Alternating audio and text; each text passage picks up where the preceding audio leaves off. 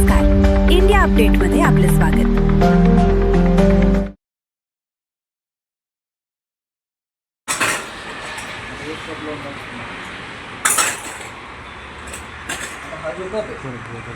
या ठिकाणून जाणारी जी व्हेन्स आहे तिला ब्लड सप्लाय होत नाही प्रॉपर।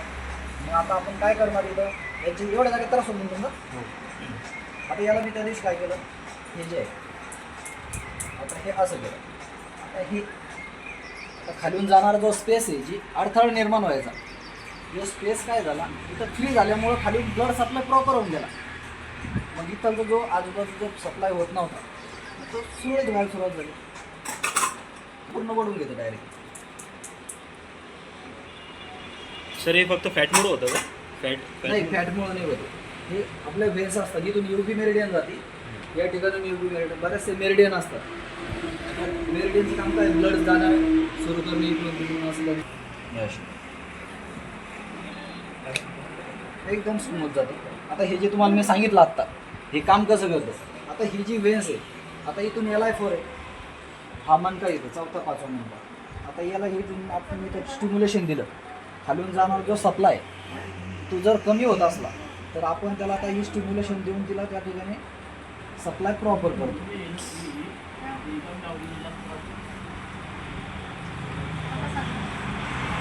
हे झालं ॲक्युपंक्चरचा भाग। याच्या आधी ॲक्युपंक्चर केला तर प्रत्येक पेशंटला उपचाराला 1.5 ते 2 तास वेळ लागत असतो।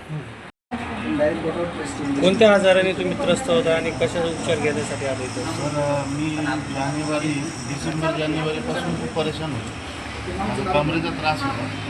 मी लिव्हर हॉस्पिटलला 2 महिने ट्रीटमेंट घेतली, वेलकेअर हॉस्पिटलला 2 महिने ट्रीटमेंट घेतली, 2दा MRI केला, जेम्बो एक्सरे 3दा केले, कुठलाच फरक जाणवला नाही।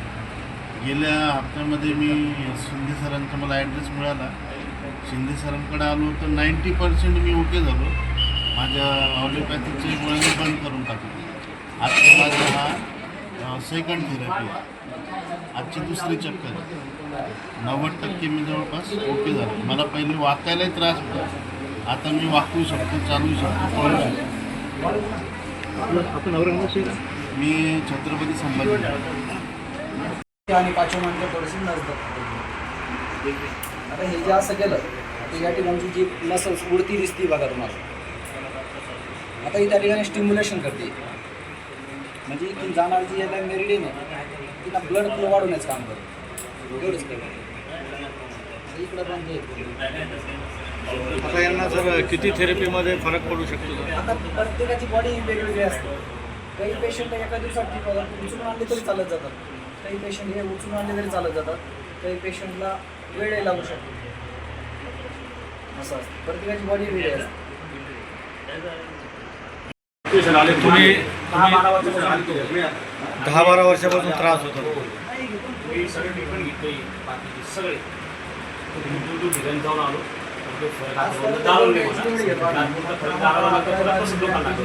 आता इथं कसं वाटतंय तुम्हाला? थोडं बरं वाटतंय। पहिले दिवस आलो मी, हां सगळं टेस्ट केली, सगळे MRI एक्सरे सगळं काढले। हां आता तुमची थेरपी झाली का एकदा? हो, आता झाली, आता पहिली वेळेस आलो मी। तर थेरपी झाल्यानंतर काही तुम्हाला फरक जाणवला? 80% 90% फरक झाला। जसं आता तुम्ही ॲलिपॅथीची ट्रीटमेंट केले, औषध गोळ्याची केले, त्याच्यात तुम्हाला फरक त्यात जास्त जाणवला का या ट्रीटमेंटमध्ये? हे प्रॉपर ट्रीटमेंट आहे। माझा मित्र अतुल नाव आहे, तुम्ही सोबत आलेलो कुठून आलेले तुम्ही? अकोला, एकदा जरा सांगा ना। सर तुम्हाला काय त्रास आहे सर? तर कुठून आलेले आहेत सर इथं? अकोल्याहून। तर तुम्हाला इथली माहिती कशी भेटली सर? ऑनलाईन ठीक आहे, आता तुम्ही पहिलाच दिवस आहे सर? ट्रीटमेंट बाकी आहे।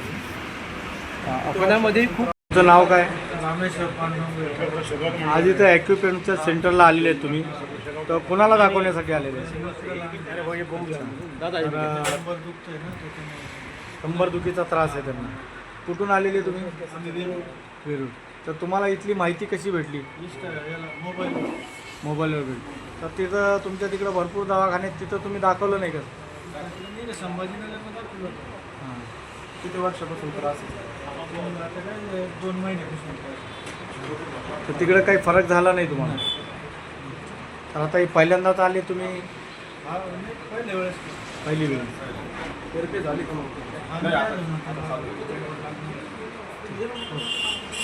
आपल्याकडे ॲक्युप्रेशर आणि ॲक्युपंक्चर हो. अशा दोन्ही उपचार पद्धती उपलब्ध आहेत बरोबर. आणि अतिशय दुर्धर आजारावर आपण उपचार करतात. बरोबर. आपण या संदर्भात काय सांगा? आपल्याकडे जे आहे ना असाध्य आजार म्हणजे थोडक्यात सांगायचं म्हणजे आपल्याकडे जे येणारा रुग्ण आहे तो काशी करून आलेला असतो. म्हणजे काशी याचं सांगायचं असं आहे की सगळीकडे दाखवून आलेला असतो.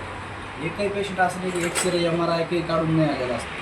सर्व रिपोर्ट्स करून नाना प्रकारच्या हॉस्पिटलमध्ये दाखवून आलेला प्रत्येक आरोग्य आमच्याकडे येत असतो. तर आपल्याकडं कुठलीही ॲलोपॅथी औषधी न देता आपण जुन्या काळातली जी पारंपरिक उपचार पद्धती आहे त्या उपचार पद्धतीने आपण संयुक्त उपचार पद्धतीने उपचार करून पेशंटला जास्तीत जास्त फायदा या ठिकाणी उपचार आपल्याला होत असतो. आणि आपल्याकडं म्हणजे पूर्ण महाराष्ट्रभरातून पाठीमागून लंडनचे पेशंट होते, कॅनडाचे असे इतर देशातूनही पेशंट आपल्याकडे उपचारासाठी येतात.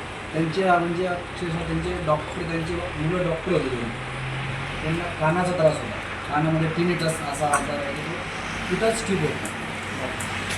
तसे आजारही आपण बरेचसे आपल्या थेरपीने ठीक करू शकतो. आपली ही उपचार पद्धती म्हणजे जुन्या काळातलीच उपचार पद्धती आहे. पहिले सांगायला शॉर्टकट सांगायचं झालं म्हणजे पहिले जुने जे लोक राहतात डोकं दुखायचं तर त्यावेळेस काय करायचं, डोकं दाबून घ्यायचे, उतरून घ्यायचे, किंवा आपण आताही अंग शेपून घेतो मुलांकडून घ्यायचं. ही एक ॲक्युप्रेशरचंच भाग आहे. त्याच पद्धतीला आम्ही थोडंसं डेव्हलप करून त्याच पॉईंटला आम्ही ॲक्युपंक्चर करतो, कपिंग करतो, मसाज करतो, ॲक्युप्रेशर करतो, स्टीम बाथ अशा वेगवेगळ्या थेरपी करतो आपण. आणि त्याने खूप पेशंटला फायदा होऊ राहिला. अजून काय? ॲक्युप्रेशर आणि ॲक्युपंक्चर हां. याच्यामधलं काय फरक आहे? ॲक्युप्रेशर म्हणजे हा जो पॉईंट आहे याला ॲक्युप्रेशर करणे. आता या पॉईंटला आता हे मी केलं ॲक्युप्रेशर. तर बऱ्याच वेळेस ॲक्युप्रेशरनं फायदा होत नाही, आपण त्याच पॉईंटला ॲक्युपंक्चर करणार. ॲक्युपंक्चर केल्यानंतर त्याला परमनंट रिलीफ भेटतो. म्हणजे मधली जी वेस असते मॅन्युअल असतो. आपले महानगरपालिकेवाले काय करतात, ड्रेनेज लाईनमधले जर कचरा अटकला तर त्याला काय करतात, ॲक्युपंक्चरच्या सहाय्याने त्याला सॉरी नेट काय तर सहाय्याने त्याला कचरा हटवून देतात.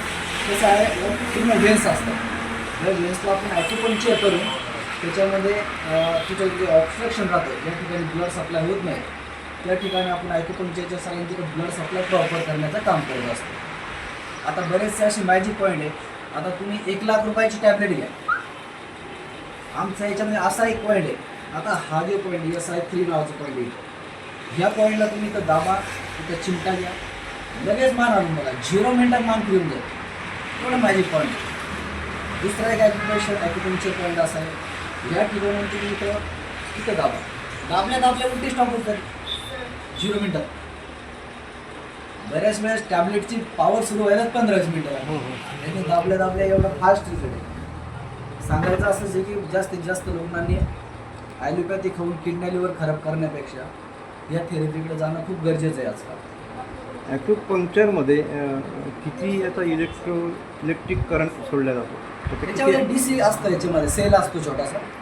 त्याच्यावर आपण काही पॉईंट असतात ज्या ठिकाणी मसल बंद पडली असती, वर्क करत नाही, काम करत नाही, आपण तिला थोडंसं शॉक देऊन तिला आपण जनावराला पुराण मारल्यासारखं जसं ॲक्टिव्ह करून ती लगेच पुन्हा काम करायला सुरुवात करते. एवढं आपण ॲक्युपंक्चरनं करू शकतो.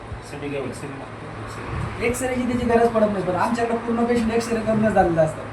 2-2, 3-3 एक्सरे करून. आणि बऱ्याच वेळेला आमच्याकडे आलेला पेशंट आहे, आम्ही काय करतो, एक्सरे वगैरे MRI वगैरे बाजूला ठेवतो.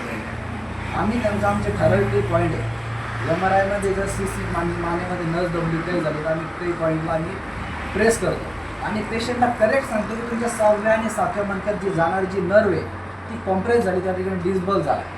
आणि पेशंटला विचारतो आम्ही, तुम्हाला त्या 5-7 हजार रुपये घालून जे सांगितलं तुम्हाला काय सांगितलं? मग पेशंट म्हणतात की तुम्ही जे सांगितलं फक्त 200 रुपये कन्सल्टेशन करून आम्हाला 7-8-10 हजार रुपये घालून तेच सांगितलं. म्हणजे एवढा डिफरन्स आहे. म्हणजे प्रॉपर आपण जर आम्ही फील होतं आम्हाला लगेच.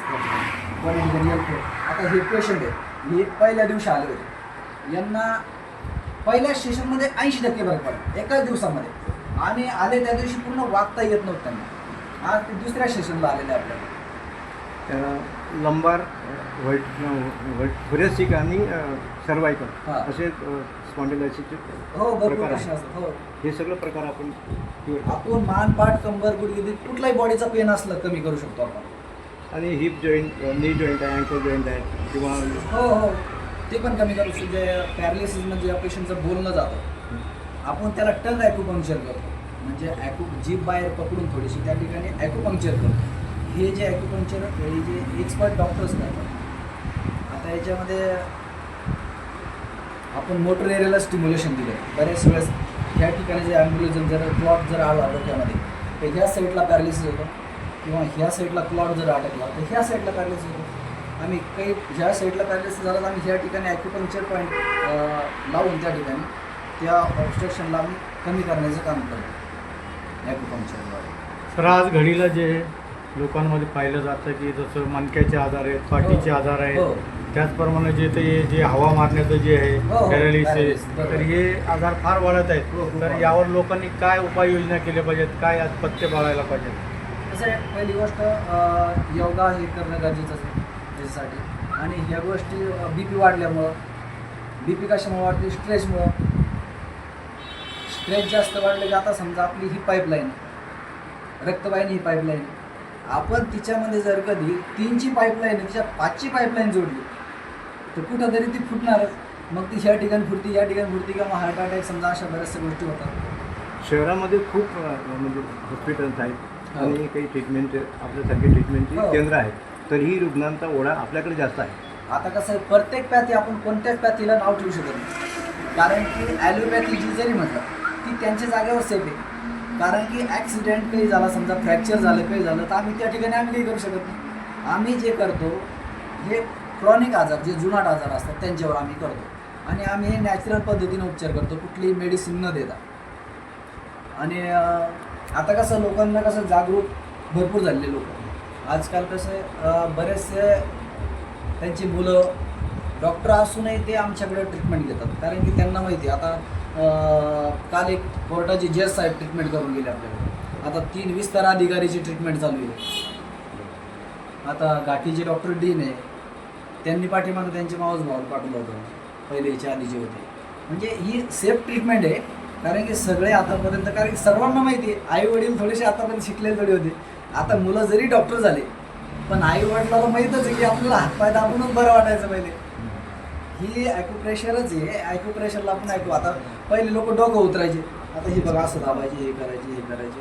हां, आणि ते लोक काय करायचे की बोलायचे, म्हणजे ती कॉपी करू नये म्हणून जुने लोक असं करायचे. म्हणजे त्याच्याकडेच तो डोकं उतरायला गेला पाहिजे आणि सकाळीच बोलवायचे ते. सर, कोणताही आजार जे येतो, आजार होण्याअगोदर आपलं शरीर जे ते सूचना देत होतं. तर लोकांनी जसं जर आता पुढे आजारापासून वाचण्यासाठी आता काय काय करायला पाहिजे, जसं काय चेकअप करायला पाहिजे, काय करायला पाहिजे? आता बाकी 6 महिन्याला तरी चेक करत नाही, ब्लड टेस्ट वगैरे. बाकी समजा कोलेस्ट्रॉल, BP, शुगर या गोष्टीचे वारंवार चेक करणं गरजेचं आहे. कारण बऱ्याच वेळेस लोकांना माहीतही नसतं BP आपल्याला आहे म्हणून. ते अधूनमधून तरी चेक करायला पाहिजे. असं आपण काय चेक नाही केले तर मग ते पॅरालिसिस होऊ शकतो, हार्ट अटॅक होऊ शकतो. ज्या तुम्हाला रक्त प्राप्त करायच्या गोळ्या आहे, इकोस्प्रिन वगैरे, त्या बाकी तुम्ही त्या कंटिन्यू घ्यायला पाहिजे नेहमी डॉक्टरांच्या सल्ल्यानुसार. आपण नाव सर? मी रामेश्वर शिंदे. इथला ॲड्रेस सांगा सर. आपला इथं आता आपला पहिला ॲड्रेस होता TV सेंटरला. तिथला आपण बंद करण्याचं कारण असं आहे की तिथं खूप लोकांना आपल्यामुळं त्रास व्हायचा. त्याच्यामुळं आपल्या ज्या वेगवेगळ्या नंबर प्लेट राहायच्या, म्हणजे वेगवेगळ्या हिंगोली, पासिंग, अमरावती, बुलढाणा, पुणे, दूरदूरच्या पासिंग राहायच्या. लोक डायरेक्ट आमच्याकडे यायचे. हे पेशंट गाडी कोणाकडे आली असं, इथं आली असं, तुमच्या पेशंट आमच्या समोर गाडी लावली, काढायला लावली. त्याच्यामुळं आपण काय केलं, आपण हे आपल्या पार्किंगनुसार, आता समोर आपलं काम चालू आहे अर्धा एकरमध्ये, तर त्या ठिकाणी अशी सुविधा होणार आहे की तिथं 100 कार पार्किंग करणार आहे आपण. आणि 50-50 लाखाची आपण जर्मन टेक्नॉलॉजीची पॅरालिसिससाठी स्पेशल मशनी बोलवणार आहे आपण. जे पेशंट वर्षानुवर्षे थंकून गेले उपचार करून, त्यांच्यासाठी आपण ती समाजसेवा म्हणून बरेचसे आपण तिथं काम करणार आहे आपण त्या ठिकाणी. सर, कोणत्या रुग्णांनी तुमच्याशी संपर्क कसा करावा असं आवाहन करणार? आता आपण मान, पाठ, कंबर, डोकेदुखी, मायग्रेन भयानक, पॅरालायसिस, अर्धांगवायू, जे स्पायनल इंजुरी राहते, व ॲक्सिडेंट झाल्यामुळे त्यांची इंजुरी होती त्यांना, तसे पेशंट आपण हे करू शकतो. किंवा IBS पोटाचे जे त्रास असतात बऱ्याचशांना जुनाट पोटाचे त्रास असतात. आता एक पेशंट आहे कालचं एशियन डायग्नोस्टिक लागून आलं हैदराबाद, त्याला मी 10 दिवसात पूर्ण ओके करून टाकलं. म्हणजे त्याला जेवण केलं टॉयलेट जावं लागतं 10-5 मिनिटात. त्याला मी म्हणलं त्याचं नाडी हे परीक्षण केलं. आता हे जे आता आपण ही जी रेष आहे तुमची एखादं कोणी आहे का दाखवा तुमची जी रेष आहे. आता ही जी आपण जर अशी जर कनेक्ट केली आता यांचं जे आहे ना इनबॅलन्स आहे थोडेसे.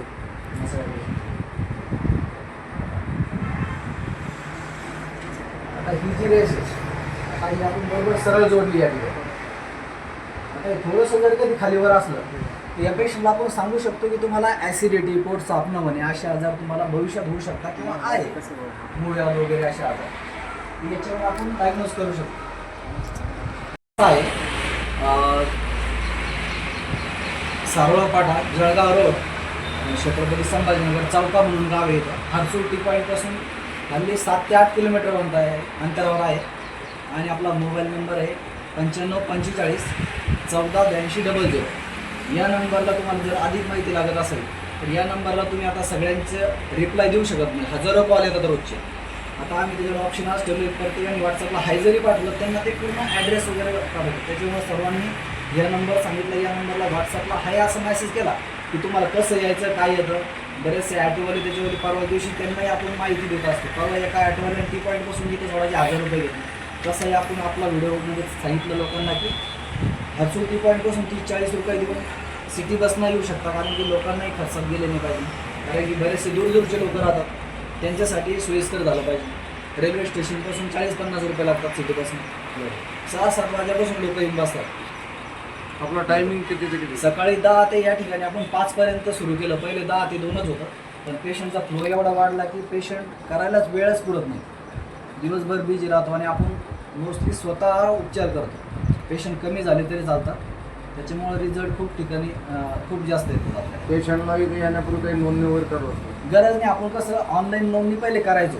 पण आता तुम्ही आले आधी आणि नोंदणी केलेलं आला त्याच्यानंतर मग त्यांचे झगडे व्हायचे. मग आम्ही पहिले आलेलो आहे मग नोंदणी काही की असे करून टाकतात टाईमपास. त्याच्यामुळे आपण इथं आल्यावरच नंबर लावतो तुम्ही हजर असल्यावर. मग ते त्यालाही वाटतं की आपण बाबा वेळेत आलो आहे आपलं काही चुकलं नाही. वाद नाही होत कारण की वाद होतात कारण की आपण स्वतःच करतो.